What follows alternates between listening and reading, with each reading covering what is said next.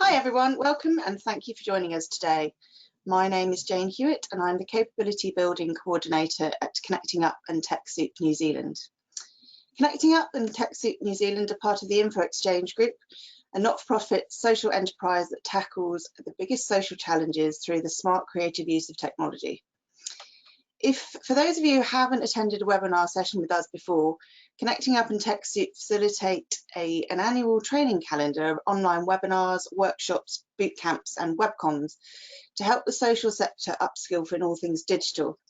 You can check out our training and education guide online for more events.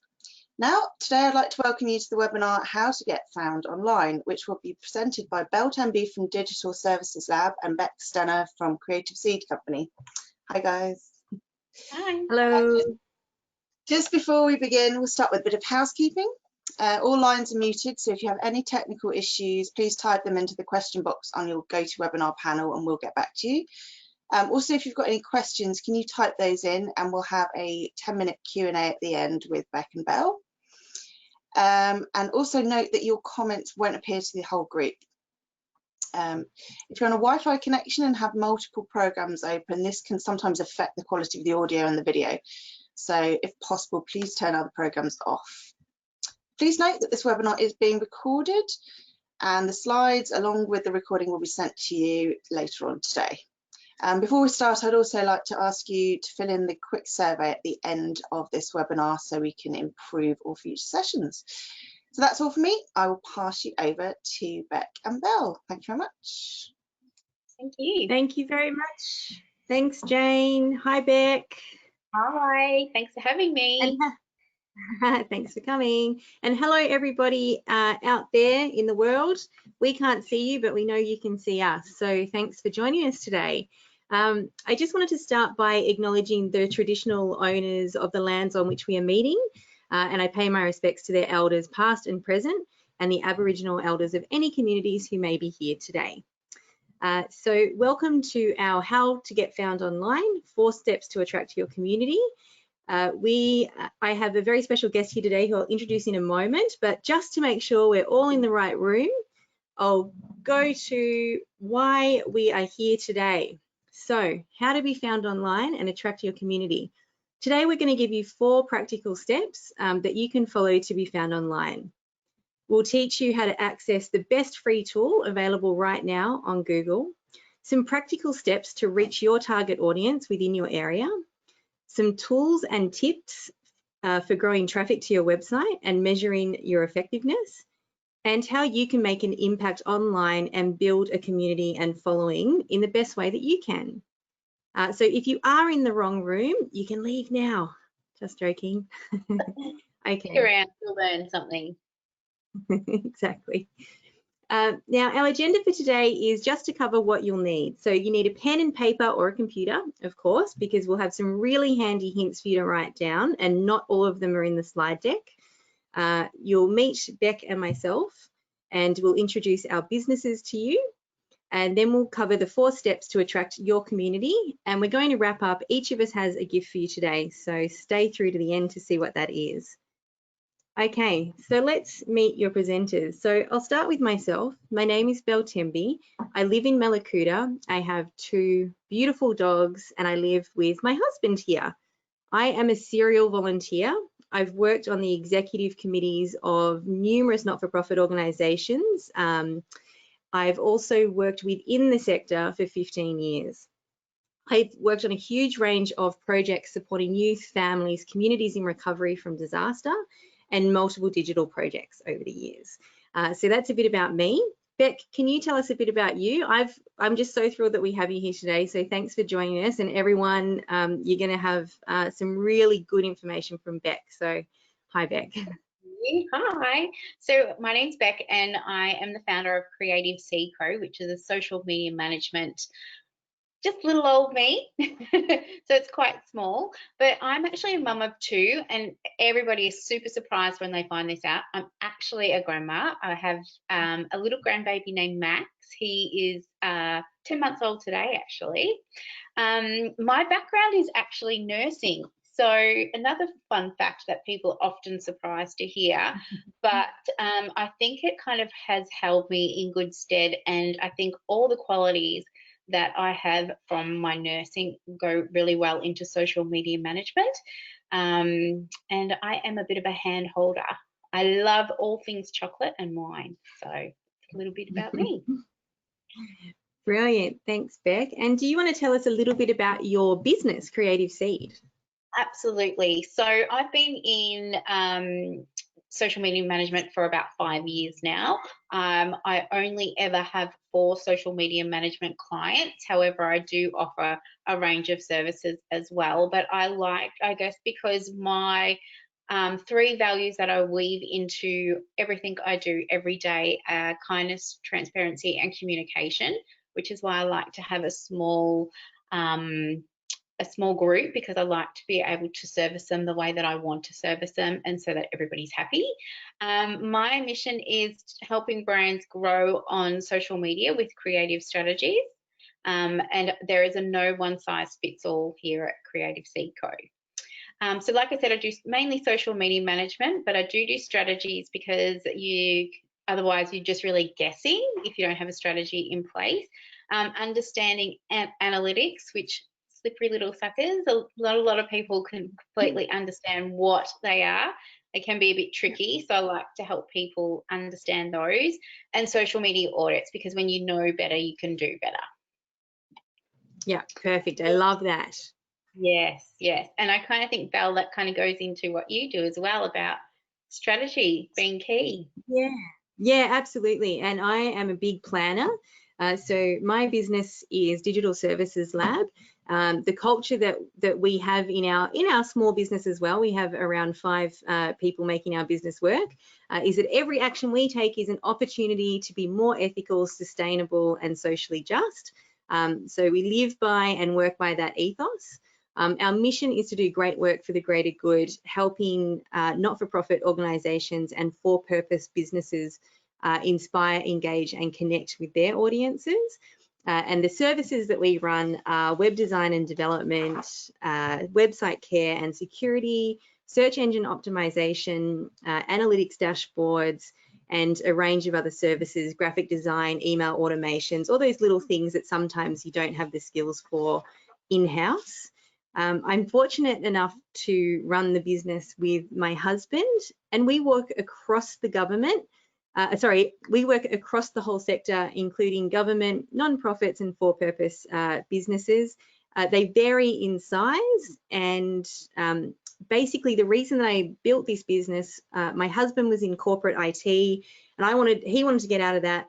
I wanted to pull him into my space, which was not-for-profits, and so we combined our experience, hoping to really bring not-for-profits forward in the way that they took up technology, because my time in the sector of 15 years really showed me that some needed a little bit of help. We were lagging behind, really, and still today, like, some are doing amazing work with their big budgets, but I really wanted to focus on those organisations that were a little bit smaller, that really struggled in this space. So trying to demystify some of the things that went on. So that's why I'm here today, giving this webinar about how to be found online. This is the second in a series for those attending that may not know from my first website wellness webinar. So I do encourage you to have a look at that if you didn't catch that one. Otherwise, let's get started on today's topic. So just before we get into the actual 4 strategies that I'm presenting today, I wanted to cover what's worth noting. So before you go about your business trying to be found online, you need to make sure that, 1, you've identified who your audience is. So who are you speaking to, and have a really clear idea on what that is. Then you need to make sure that your website actually caters to the audience that you're trying to speak to.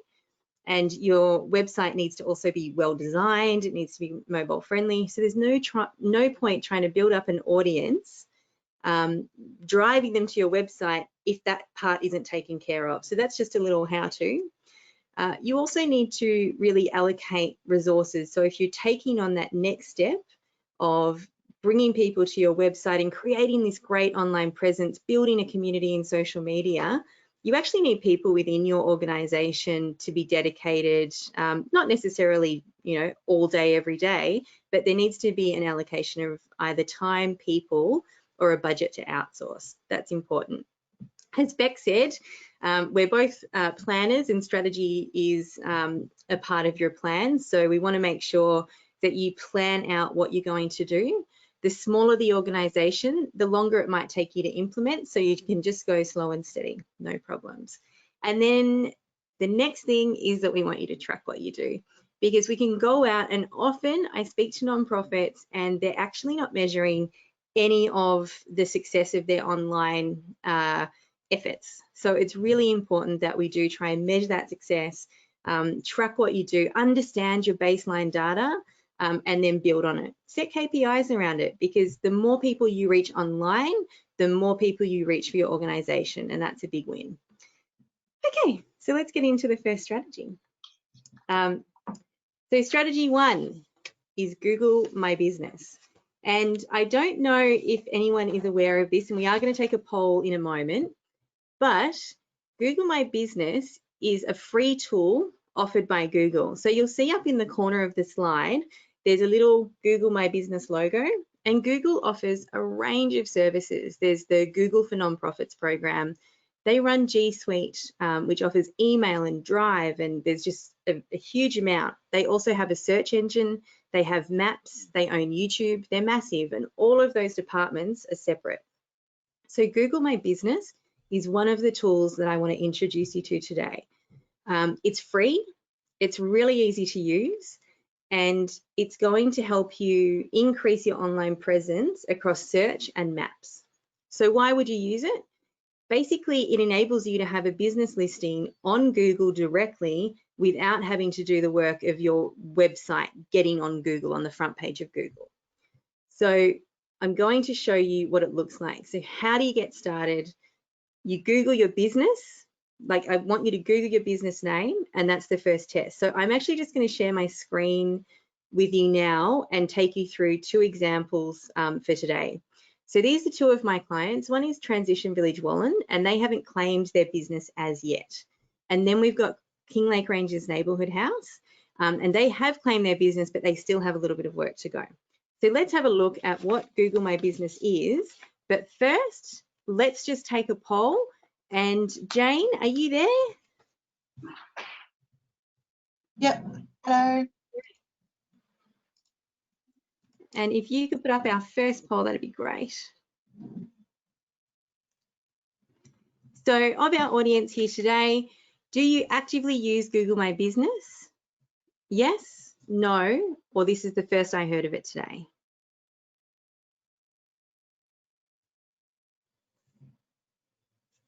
And we'll just have about 15 seconds. Oh, there we go. Okay, fantastic. I'm on the right track with sharing this information. So 61% I heard of it today, 18% no, and 20% yes. I just thought I'd read that out in case you didn't get that. Now, I just need to make sure I'm still sharing my screen.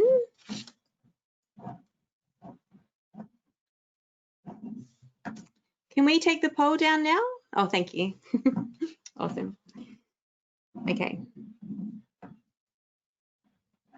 Okay, so I prepared a few things earlier. I'm just going to move this PowerPoint slide off. And okay, here we go. First, Kinglake Ranges Neighbourhood House. Here's a little something I prepared earlier.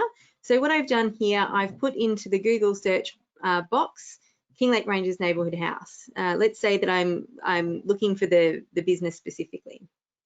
And what you'll see over here on the left-hand side, we've got the Neighbourhood House Facebook page, classes and events. This is directly to their website. But over here, this little box where I've got all this information, website, directions, save, call, their address, they're open today. There's a COVID alert saying that you might need to check with the organisation about their status because of COVID.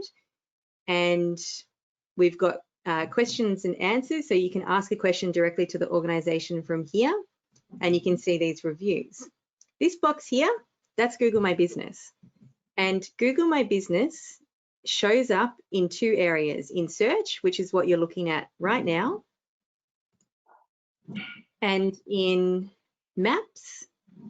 So this is Kinglake Ranges Neighbourhood House on the maps, and it shows up here on the map.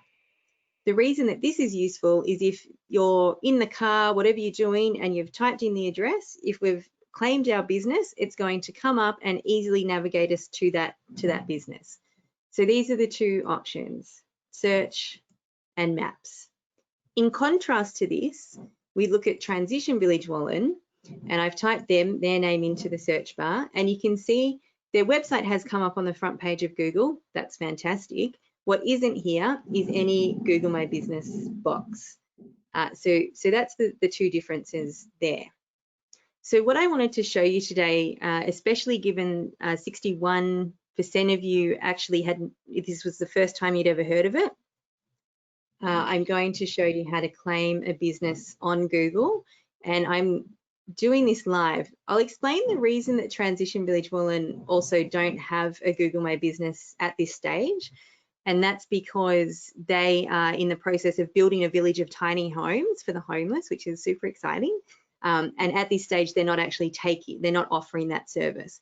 But we can still go ahead and claim their business because they're getting closer to the build, and they've confirmed with me that we can do that.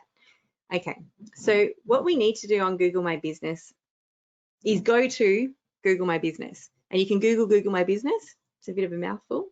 And what you'll do is come to this home screen here, and it says engage with your customers on Google for free.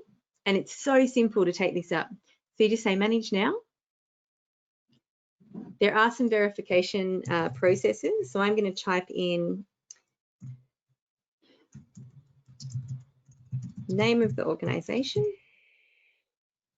And what this has shown us is that it isn't already claimed or verified on Google. So we want to make sure that we've typed in all correctly, which we have. Now here. So choose the best category, and that's going to be charity. We can change all this later.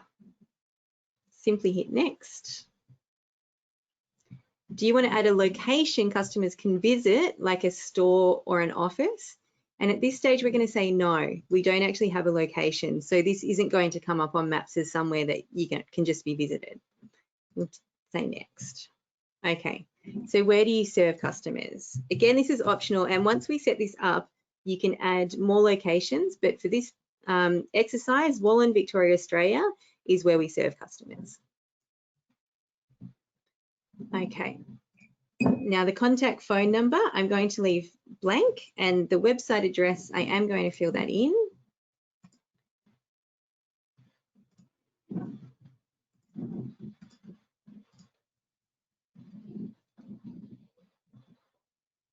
Okay.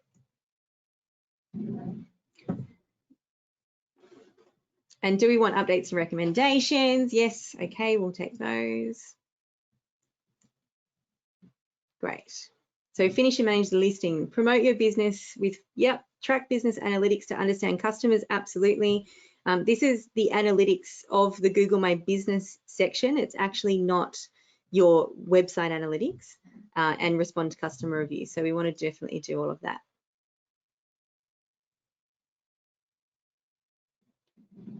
Okay, so then we have to verify mailing address, and I'm going to say verify later. When you verify your mailing address, it's actually going to send you out a postcard, a physical postcard in the mail, and you're going to then type in the code that's on that postcard. So absolutely make sure that the address is correct. The turnaround time for this can be anywhere up to 2 weeks, and I have heard of some clients in this COVID period of it taking a month. So setting, you do have to be verified before your listing is going to actually publish to Google. So we can add our business hours. For the moment, I'm just going to skip this. You can add a business description. Again, I'm just going to skip it, but you can see how you're going to be taken really easily through these steps to add all of these details. You can add photos of your business here. Again, I'm just going to skip this. I'm doing this for the purpose of showing you. And then we're almost ready. We can make updates at any time. I'll continue. And it was that simple. It was really, really simple. So now we have a Google My Business for Transition Village Wallen. And I say, yes, okay, let's get started. You'll see here, this verification is needed, and that means we're only at step 1 of setting up the account. We still need to go through verification. And this protects everybody's business from anyone taking it on in an improper way. Okay, now I'm just going to take you, so you can see here there are all these different options. There are home, there's the post where you can offer feature a special offer, dates and easy to redeem. This might be really useful for your fundraising, and if you had, say, an online raffle or a silent auction or a fun run, some kind of an event that you're running, that you can actually offer an early bird special, which is a really good way to get traction into your fundraising. So these are types of things that you might think, oh, that's not really for me. But if we think a little bit more creatively, we actually go, oh, hang on a minute, I could use this to my advantage and get that front page position on Google by taking this up. The info is fairly straightforward, and you can add a location, like a physical location of where your office is, to be found on maps. And then this is a particularly important one to help you boost your local search engine rankings. I don't want to get too technical at this stage, but if we update service areas to be places that are around your physical location, then this is a really good way for people to find you online. An example of this actually is if you were looking for somebody to help you, let's say I'm a young person, I'm vulnerable, I need a bit of help, and you're saying, and you might type into Google youth worker near me. These service areas are going to help you rank higher and be visible to the person that's searching for you. And that could be the same with courses and multiple other reasons that people are searching the web. Okay, so service areas are important. Of course, office hours are important, especially if we're a part-time workforce. It's really good for people to know when you're not at the office or when you're not available, so that obviously they're aware of what's happening. Add a phone number, of course, and you can add your services. So this is super important for those not-for-profit organisations that are running a plethora of services, and you should add each and every single one. So we know that we're a charity, and let's say add a custom service, and the service might be homeless shelter. And then we would save. I'm not actually going to enter this in because this is one of my real clients, Google My Businesses, and I'm going to spend a good amount of time on getting this right for them. But I just wanted to show you that. So make sure you add every single service that you can within Google My Business. Okay. So I hope this helps you. Now, one thing to mention, this website here, if you already have a website, don't worry about this website tab. Google My Business for an incredibly small business offers a very, very simple website offering. It doesn't have any complexities, but you can just ignore that section if you already have a website. You don't want to take that up. You can add users within your organization, and of course, it's always good to add an admin level user. You can create ads especially if you have your Google Ad Grants. You can add new locations. So if you have multiple locations, you can add all of your locations in there. Then you can manage your locations, and you will have to verify each and every location that you have. And then you can link accounts. So this is a really basic overview today. I wasn't trying to get too technical with it. So by all means, go ahead today. The 61% of you, I hope to see you at my next webinar. And I hope that you've all taken up a Google My Business and starting to be found online in the way that the neighbourhood house has started to over here. So this is fantastic for your visibility. Okay, so I'm just going to bring back our PowerPoint. So in summary, Google My Business is one of those things that happens before people reach your website when they're searching online. So increase your visibility in local search and maps. Share your services online so that they understand what you do before they actually click through to your website, and build your social proof through the use of collecting reviews from your clients. I know that reviews aren't suitable for every single organization, but they're going to help you if they are suitable. Okay, so moving on to strategy 2. And I can see everyone's eyes are going to glaze over when they see the heading search engine optimization. I understand it's a really technical, complex part of the internet, and it's really important. So my job today, I'm going to try and make this more simple for you. What is SEO? SEO is you optimizing your website for search engines. Simply put, it's the conversation between your online presence and Google. So let's think about what Google is.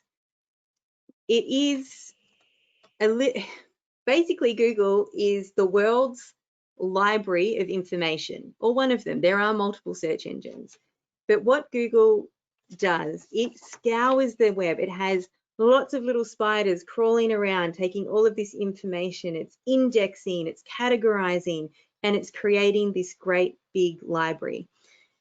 Google decides based on a very sophisticated algorithm just how it will show someone results based on what they've typed in to the search box. So why this is important, it can actually help you be found by people online. So Google wants to solve people's problems just like you. And that's why Google categorizes all the information available on the web. And then based on a user's location, based on a user's search history, it tries to deliver to us as individuals when we're searching the most relevant results so that our problem and our query is solved. So if you haven't optimized your website so that it tells Google what you do in a really sensible way, then Google's not going to be able to categorize you, and Google's not going to be able to show you as a result. If somebody knows the name of your business and you've claimed Google My Business, absolutely, you're going to come up. But all the other people who may have forgotten your name, who are thinking, who is that youth service near me? Or, you know, where is that community house? You're going to have to be a little strategic in the way that you place content on your website. So why do we talk about Google when we talk about search engine optimization? Google rules. It is used by over 90% of Australia and New Zealand, and it's the authority in search. It's what we all use. How does it work? Okay, I'm going to try and boil this down into one really clear explanation of how it works. It's how people surf the web and the terms they use to find answers to their questions. It's based on your website, the content on it, the words used on your website, and your reputation as a website. And it's also about Google deciding, based on its constant learning on Google's algorithms, what website or references it wants to display to the person that's searched. I hope that makes sense.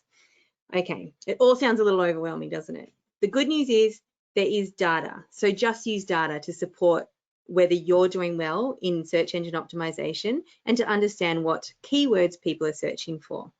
I'm not going to spend a huge amount of time on SEO today. I just wanted to cover that as a strategy, search engine optimization is going to help you be found in search results. So how you can improve your ranking in search results pages is actually fairly simple. One, keyword research. You need to choose keywords that you use, words that you use on your website that are relevant to your nonprofit for one, but for two, that other people are actually searching. So sometimes the terms that people are searching for, we think we know what they're searching for, and data will verify whether or not that's true. So you can actually see there are approximately 1,000 people searching for a youth service in a particular location. backlinks. Backlinks are basically the #1 most important thing when it comes to search engine optimization. So just like I refer a person to Beck because she's the best at social media, Google looks at who's referring to you on the web. So if you have a high authority website that has lots and lots of traffic coming to it, let's talk about a local government authority like a council website, then they refer to your website. That gives you kudos. It gives you a ranking within Google. Google see that as great. The website is being referred to, and therefore it has a higher weight in authority. So it starts ranking you higher. Content is incredibly important. And this is where not-for-profits really are let down sometimes, I think, because you have all this incredible expertise within you and you're not sharing it online. So you have within your staff usually, or within your volunteer pool, this amazing resource, and we haven't shared it online. And it would be so easy to put that in content online on your website, making it more accessible, keeping your content fresh. So I definitely recommend having a blog site and sharing the expertise that you hold. And then that comes down to this acronym EAT, E-A-T, expertise, authoritativeness, and trustworthiness.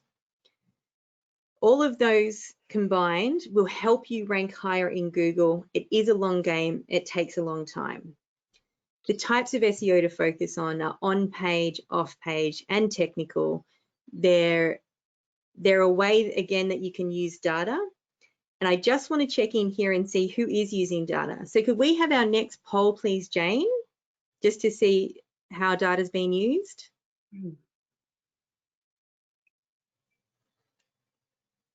So who is using Google Analytics and Google Search Console to measure their nonprofit's effectiveness? So either yes, I use both, I use Analytics, I use Search Console, or I don't use either.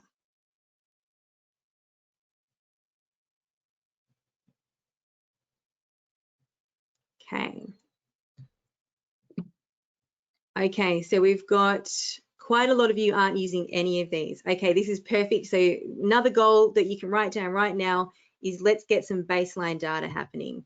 Google Search Console will reveal to you what queries people are using to get to your website.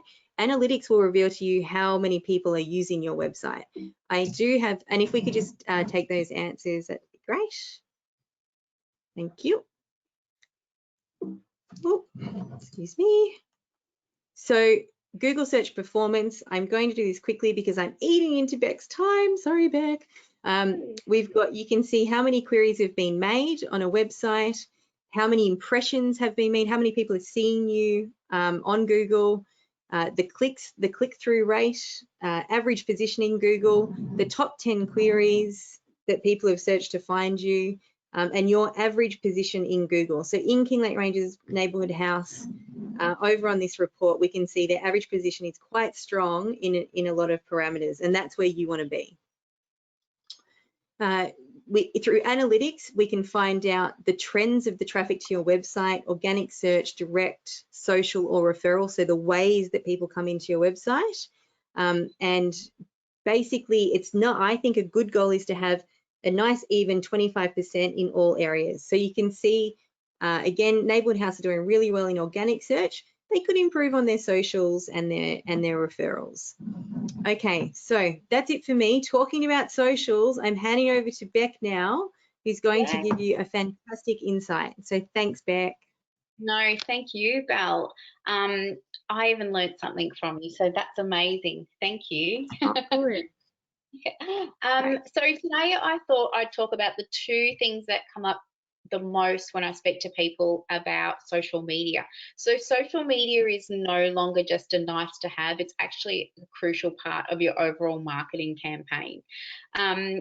It is a crowded space, we all know that, and it's very hard to be found if you're not getting the right content out there and if you're not also making the effort to be found easily, and when it comes to engagement as well. So I thought today we'd touch on those two very important subjects, and we're kind of look at boosting your visibility with 5 easy, super simple steps that you can walk away with today and easily implement to your business, and engagement, because you need to be human. Everybody wants to interact with a real person. And it's all about connection and conversations. And that's exactly what social media should be. It should be social. So I'll get stuck into it, and we'll start with 5 super easy ways to boost your visibility. Now, do we want to see, sorry Beck, do we want to just see who's using social media in their nonprofit? a little poll. Sorry, Jane, could you pop the poll up? I'd love to see out of everybody who's here today, what social media platform they're actively using for their business. So are you on Twitter, Facebook, Instagram, Pinterest, or other? I'd love to know. Facebook and Instagram, other. Great, perfect, excellent. Okay, so the majority of clients that I have are either an e-com or a service-based business. And again, they're usually on those 2 platforms. They are the most popular platforms. Usually LinkedIn is another one that a lot of government and not-for-profits are on as well. So, but I always recommend starting with just 2 and getting them done right before you go on to another platform anyway. So these are things that apply to both of these platforms, and you can do yourself straight away. So your bio and about sections, these are super, super important. Just, you know yourself, you've only got 7 seconds really to make a first impression, and first impressions count. So you need to make it easy for somebody to find you.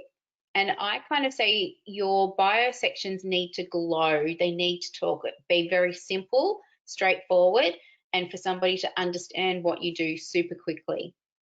So keeping them really short, simple sentences, make it really easy for someone to read. So make sure like they're just in, have line breaks and in nice, easy to read sentences. Optimize, there's that word again. It's kind of like the SEO for social media. If you can optimize your keywords and make it easy for somebody to find you. So just say, for example, you're on Instagram and you find that little eyeglass and you type in, for example, socials. I'm going to come up in socials because I've got that in my bio section. But just say if I had chocolate lover, that's not really what they're going to be looking for when they're searching for a social media manager, are they? They're not going to type in chocolate, no. So keep it very factual, concise, and concise. Yeah. So I encourage people to have personality on their social media. Again, it's all about being human, and you want to make a great first impression. I say go ahead and add some fun emojis, make it really attractive to the eye.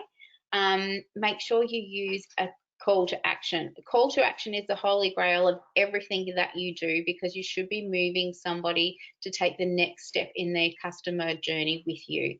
So taking them off the platform is always a great thing to do, because you obviously don't own your social media, but once you get somebody over to your website, that is something that you do own, and you can take them into further steps. Links, my goodness, this is so, so important to be making sure that the links that you put in work. You'd be surprised how many times I land on someone's bio and I go to click there to take me to their website and it doesn't actually work. So make sure they are working. And of course, review your bios and about section twice a year. Make sure you give it a nice refresh and keep it up to date as possible, because there's nothing like somebody changing their phone number, or the admin person that you had their email in no longer works for you and you're not getting that contact from the people who are looking for you. Thank you. The next one, now this kind of seems pretty simple and basic, but again, it's something that I find often people aren't doing.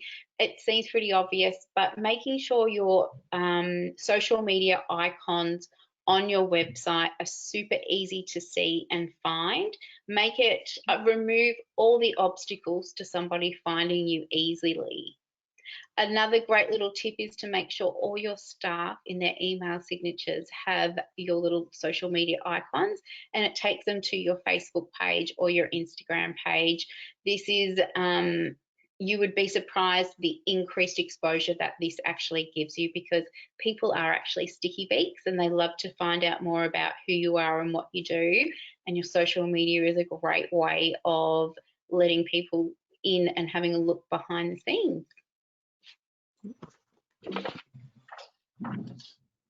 Number 3, this is one that a lot of people actually don't know about, and it really surprises me because it's all about location targeting and using geotags. So when you check into your local coffee shop, you will find that if you've shared a story this morning that when you went and got your coffee, because you know that's what we're all looking for right now, a good coffee instead of homemade, you take a screenshot, you share it into your stories, that then goes into their stories, and that increases your visibility as well as theirs. So a great way of doing that is to make sure you've created a geotag for your business, whether you're just say if you're a local council or if you do have a community house, you can create your own geotag within Facebook, and that is in your settings. So just make sure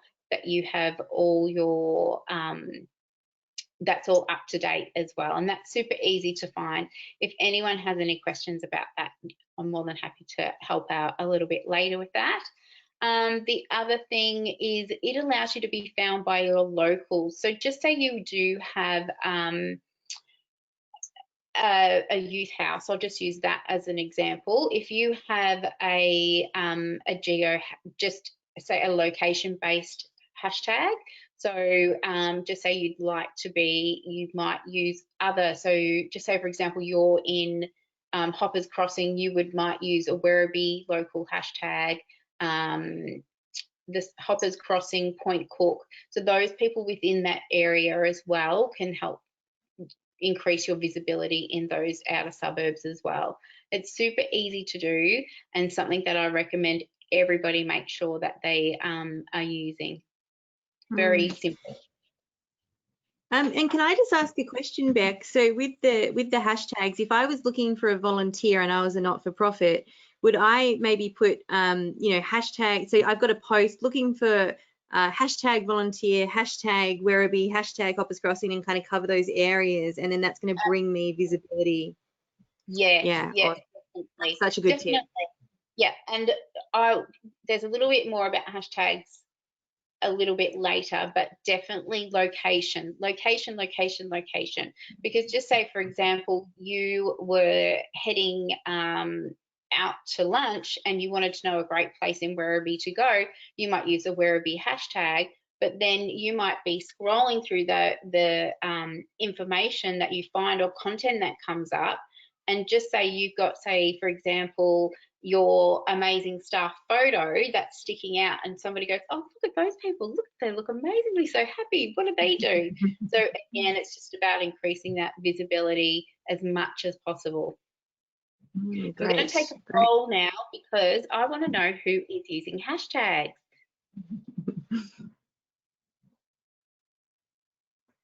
So select one of the following. What's a hashtag? Yes, no, maybe. And I saw that an 82% of you are actually on Facebook. The great thing that happened as of late, so if you, even as early as last year, you were using hashtags on, oh, fantastic, that's great to see. You weren't allowed to use hashtags on Facebook once upon a time. You'd actually get penalised with reach, but now they're encouraging it. So make sure that you are using those hashtags in Facebook as well. I wouldn't recommend using all 30 hashtags like you would on Instagram, but say if you've had 5 that you kind of rotated through, that's always a good thing to start to do anyway. So hashtags. Now, I've got a list here of the types of hashtags, everything from a product or service, your niche industry. So just say, for example, you might be working in council, but you might be working in community services. So you might have, for example, you might do, Wyndham City Council, but then you might have community services in there as well.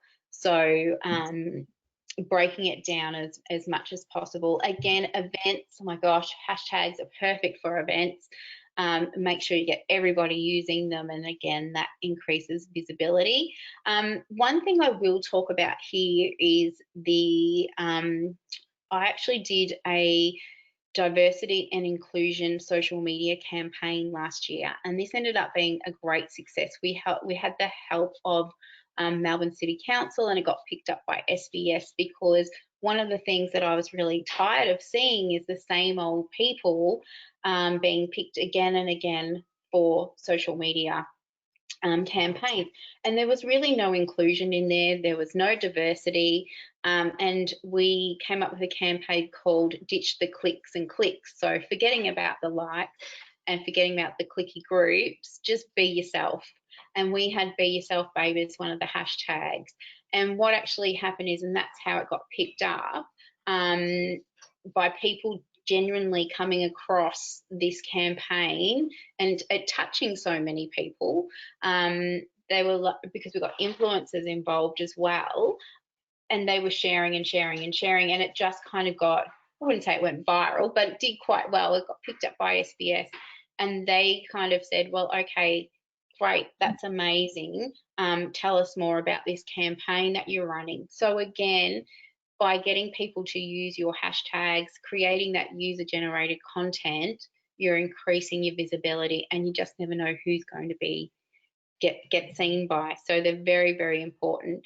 The other thing that you can use is you can use popular hashtags. So just say, for example,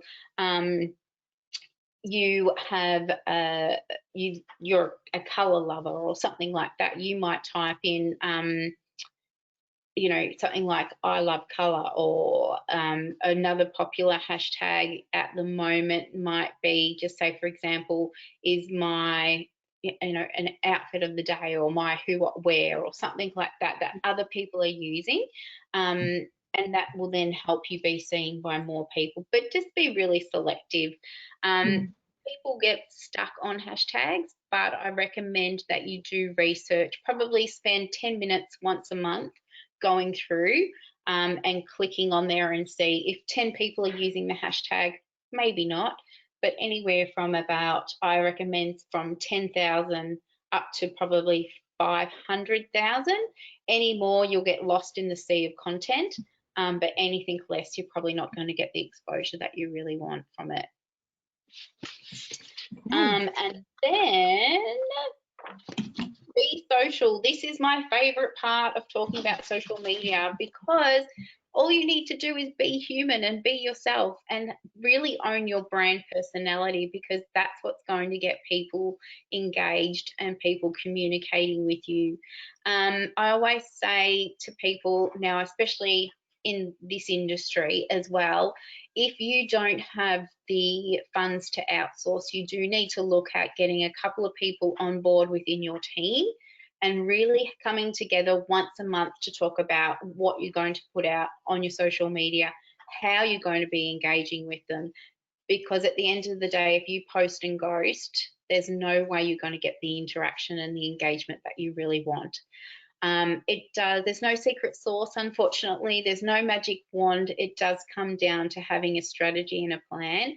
And I do think that everybody can be successful on social media if you even give it half an hour a day. So I talk there about having a 10 by 10 strategy to grow your engagement. If you can get yourself like a little Excel sheet and pick 10 brands or other businesses, or especially in this industry, networking other people that you work with to start talking about you. If you can engage with them for 10 minutes a day, twice a day, and just keep rotating that through each month and keeping track of who you're having those conversations with, I can guarantee you after 1 week, you'll notice a big difference in your engagement. Because what happens is the algorithm gods go, oh, this is actually a real person. And what happens when you go into someone's DMs or they're communicating on your feeds, they'll say they must be liking that content. We're going to keep feeding it to them. So that's why it's really important to keep the lines of communication open with the people that you want to interact with, or people you'd like to be interacting with your brand. One of the things that I have talked about with Bel, and she knows that I'm quite big on, is strategic stalking. Strategic stalking is not as scary as it sounds, but it is a crucial part of your business. If I was to take on anybody's social media, the first thing I do as a media manager is come in and start to strategically stalk. And that is just as simple as saying, I would be looking at the right people to engage with on your business. So sorry, Bel, I'm talking too much, aren't I? No, this is good. Should I be on the next slide? Yeah. Okay, sorry. Right. Yep, so here I've got, so on this page, these are your 5 must-dos when posting to Instagram. You don't need to be a social media manager. You don't need to have any skills in media whatsoever, and you can go through and easily implement them and start to see a difference. And up there, I've got a little bit more about strategic stalking. So if you go away with anything today, that's what I'd like you to go away with and implement, and talk within the people of your team about how you can start to grow that engagement part and create a conversation funnel. Yeah. And sorry, I just wanted to say, I think what I'm hearing today is, like, it's really interesting, especially for the not-for-profit and charity sector, in that we don't have to, it's not all about just posting and coming up with, 50 great posts every month that I need to get online. It's actually about engaging with other people, finding people that are relevant to your organization. And like you said, you're stalking them and you have that, find 10 people to engage with. And don't worry so much about all of those posts, which is a really new idea. So just say, for example, you go and follow me, gone are the days where it was about, posting twice a day, 7 days a week, all of that. That's kind of gone out. What you really need to focus on, if you can have 1 or 2 gold pieces that go out a week, and that are within what I would call your content pillars and what your audience finds of value, or that whatever the reason they come to you, they get that from you, from one amazing piece of content, maybe 2 per week. But if you're utilizing the other areas of the platform and having conversations, I cannot stress to you enough how important conversations are on social media. That's what's going to help you grow, is by building those relationships. And I think it's kind of example of that is, it's if you go into any room full of people, you're not going to be standing there talking to them. You're going to be having a conversation. It's a two-way street, and that's exactly what social media is. It's about having meaningful connections and conversations. It's that simple. There's no real hard work other than that. Creating content that does that. So then if we go to the next slide, and then I've got the same things again for Facebook. So again, these are just 5 simple ways that you can help increase your engagement and start to show that you are a real human, because that's what it comes down to. People no longer want to just find pretty pictures. They want to form those meaningful relationships. And I think, especially in the not-for-profit industry, there's so many beautiful stories that can be told. And so many, there's just so many stories, and that's what it's all about, is great story sharing. And I think, I'll give you a great example of this very quickly. I have 2 brands that I work with, and they're both in very similar spaces, but one of them does everything that she should be doing, so she ticks all the boxes, and the other one is very resistant to ticking all the boxes and using different parts of the platform, and doesn't like to really show her face very much. The difference in the two accounts when it comes to report writing is very obvious. And the great thing is numbers don't lie. So I can present this person's report over to that person and say, see what happens when you start to be human and interact with people and show a human side of your business. People fall in love with it. And that's what it comes down to. So that was just very quickly. So I think we're nearly out of time, Bel. Yeah, we are. And yes. Thank you. So we don't have a lot of time for questions now, but we do have one last wrap up, don't we, Beck? We certainly do. So today I thought that I would offer you something that when people come to me about their social media, they're like, that's all great information, but how do I implement it and how do I make it look for my business? I always say you need to start with an audit, because that's really telling you what you're doing amazingly well and where the opportunities lie to improve. So once you know better, you can do better. I've got a social media audit today for the next week at 50% off. So that will give you a really good opportunity to go through, and it pretty much picks apart everything from your bio section to your captions to your aesthetics that you're using, different parts of the platform, especially there's been quite a few new ones come up as late, you know, like getting a DM strategy, that type of thing that will work for you, right down to your hashtags. So it's quite, I think it's about at 46 pages. That little report. So and you can find me there. I've got my Instagram and Facebook account, so if you have any questions from today, or if you've got that one burning social media question you'd love to get answered, don't be afraid to reach out. I'm more than happy to help. And Bel, I see you've got an amazing offer as well.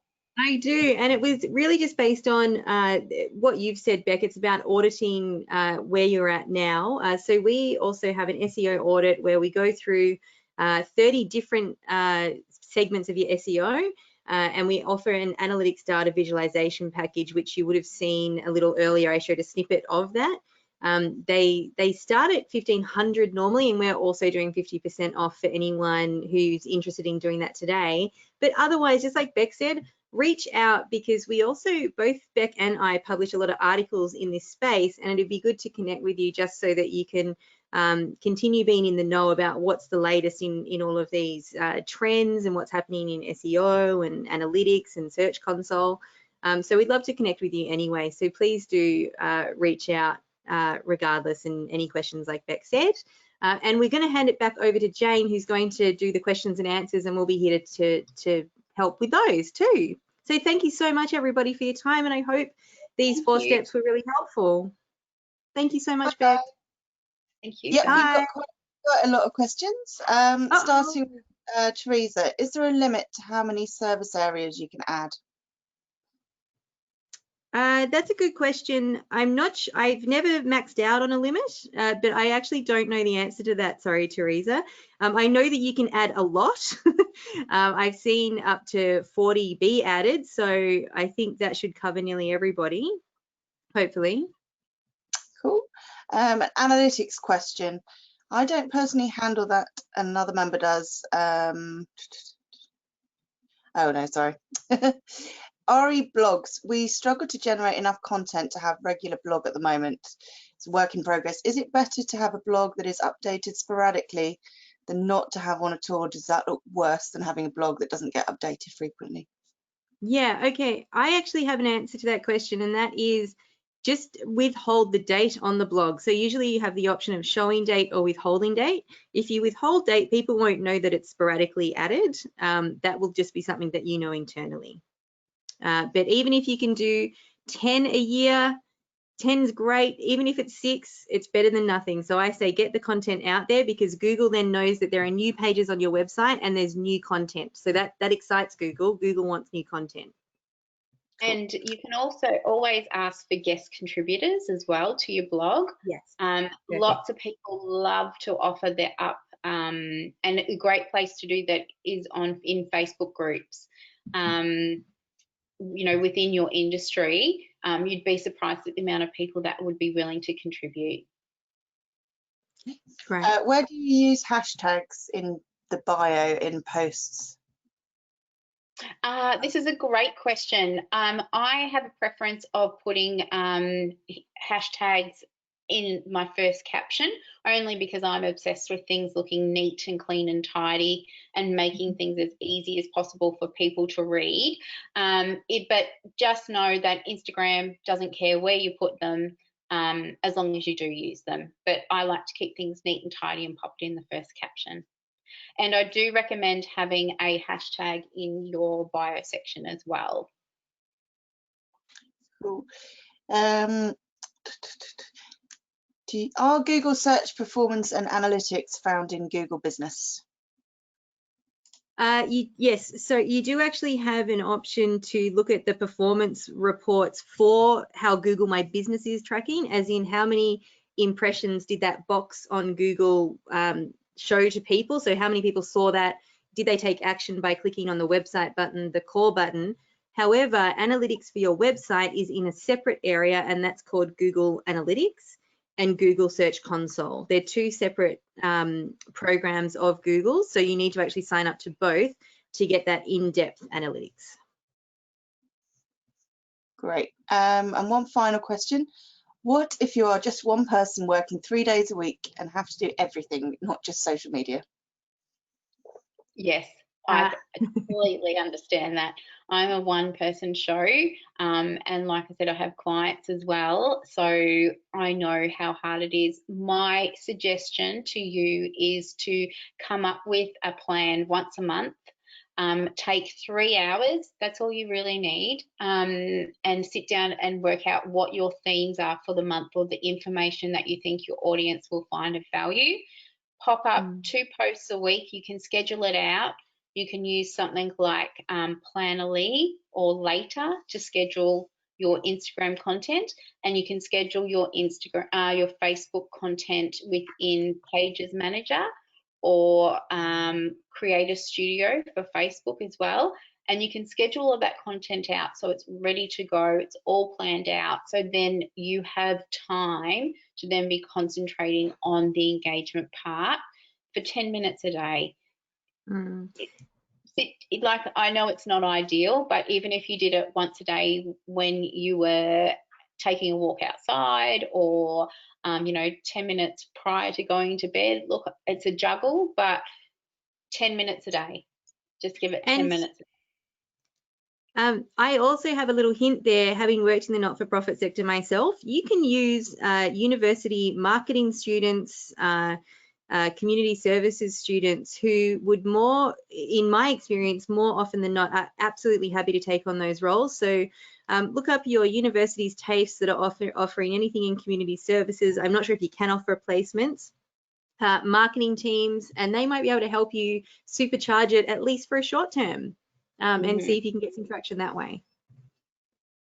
Absolutely. And like you said, marketing students are super eager to do, especially social media, because it is still, would you believe, when you're doing a marketing degree, it's still not a huge part of their curriculum. So they are chomping at the bit to try things. Cool. Well, thank you very much, Bel and Beck, and thank you everybody else for joining us today. And as I mentioned at the beginning, a copy of the slides and the recording will be sent out to everybody after the webinars, probably sometime later today. And do please fill in the quick survey at the end of this webinar. Thank you again for joining us, and hope to see everybody soon. Thanks, everybody. Thank you. Thanks very much.